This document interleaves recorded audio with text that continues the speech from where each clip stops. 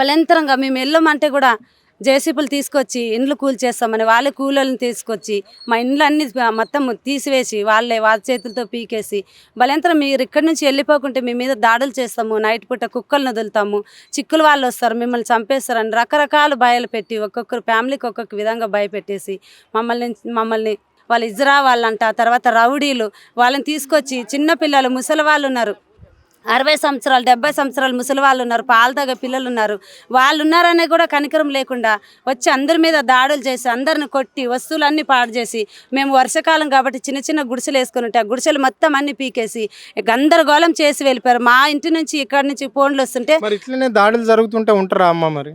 ఉంటాం సార్. ఇప్పుడైతే మేము వెళ్ళిపోవడానికి అయితే సిద్ధంగా లేను. సంపుతారా సంపని ఇక్కడ చచ్చిపోతాం. ఒకవేళ చంపుతామంటే సంపని ఇక్కడనే, మేము వాళ్ళని చంపుతామా వాళ్ళు మమ్మల్ని చంపుతారా ఇంకా చూసుకుంటాం. ఇన్ని రోజులైతే మేము సహించాం. ఇప్పుడు పురుషులు వెనకకి తగ్గినా కానీ స్త్రీలు అయితే వెనకకి తగ్గం సార్.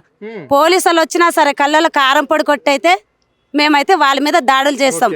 నిన్న దొంగల్ని ఎంత సెక్యూరిటీగా తీసుకెళ్లారు సార్. నిన్న ఒక గూండాల్ని కనీసం మిలిటరీ బందోబస్తు పోలీసు బందోబస్తు ఆ రౌడీలను అలా తీసుకెళ్లారు కదా సార్. మరి మా వాళ్ళు ఇక్కడ దాడులు చేస్తున్నారు అనేసి 100 కాల్ చేస్తే అసలు కనీసం ఏ పోలీసు స్పందించలేదు సార్. ఏ ఒక్క పోలీసు రాలేదు మమ్మల్ని కాపాడడానికి. వాళ్ళకి ఎందుకు మేము రెస్పెక్ట్ ఇవ్వాలి సార్? మమ్మల్ని మేమే రక్షించుకున్నాం. మా వాళ్ళు వాళ్ళ మీద దాడులు చేసి వాళ్ళ ప్రాణాలు వాళ్ళు రోడ్డు మీదకి పరిగెత్తుకుంటూ వెళ్ళారు పిల్లల్ని తీసుకొని. రోడ్డు మీదకి వెళ్ళినట్లయితే ఇక్కడ ఉన్నట్లయితే ఎవరినొకరిని చంపేసి వాళ్ళు కత్తులు తీసుకొని వచ్చారు, చాకులు తీసుకొని వచ్చారు. ఎవరు ప్రాణాలనే పోయినట్లయితే సార్ మా బస్తీకి అయితే ప్రాణహాని ఉంది. ఎప్పుడొచ్చి ఎవరిని చంపుతారో తెలీదు.